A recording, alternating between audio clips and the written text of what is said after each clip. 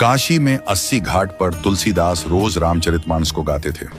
एक बार गोस्वामी प्रातःकाल शौच करके आ रहे थे तो कोई एक प्रेत से इनका मिलन हुआ।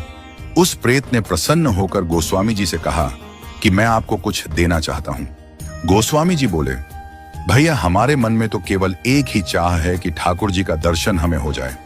उस प्रेत ने कहा कि महाराज, मैं यदि दर्शन करवा सकता तो अब तक मुक्त न हो गया होता। मैं खुद प्रेत योनि में पड़ा हुआ हूं। तुलसीदास जी बोले, फिर भैया हमको कुछ नहीं चाहिए।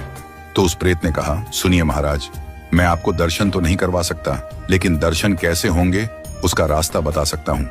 तुलसीदास जी बोले कि बताइए।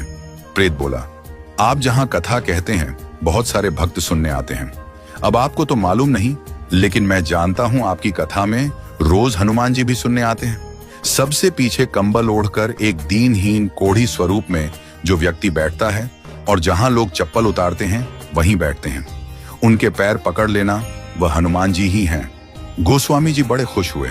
आज जब कथा हुई तो गोस्वामी जी की नजर उसी व्यक्ति पर थी और जैसे ही वह आया और बैठा तो गोस्वामी जी दौड़ पड़े और जाकर चरणों में गिर गए। गोस्वामी जी बोले, महाराज आप सबसे छुप सकते हो, मुझसे नहीं।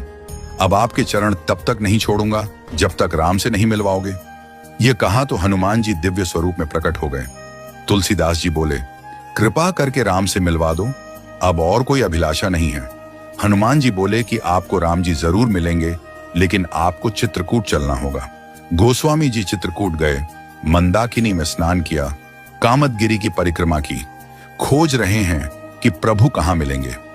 सामने से दो राजकुमार घोड़े पर आए, एक गौर वर्ण और एक श्याम वर्ण। उन्होंने रास्ता पूछा तो तुलसीदास जी ने बताया और वो चले गए। फिर हनुमान जी प्रकट हुए और बोले, अभी जो राजकुमार घोड़े पर थे वही तो राम और लक्ष्मण थे। आपसे ही तो रास्ता पूछा और आपने नहीं पहचाना। ये चूक हम सब करते हैं। न जाने कितनी बार भगवान सामने आए हों और हम पहचान नहीं पाए हों। सबका आदर करो, क्योंकि न जाने किस रूप में नारायण मिल जाएं। गोस्वामी जी बोले, हनुमान जी आज बहुत बड़ी गलती हो गई, कृपा करवाइए फिर मिलन हो। हनुमान जी बोले, धैर्य रखो, फिर मिलेंगे।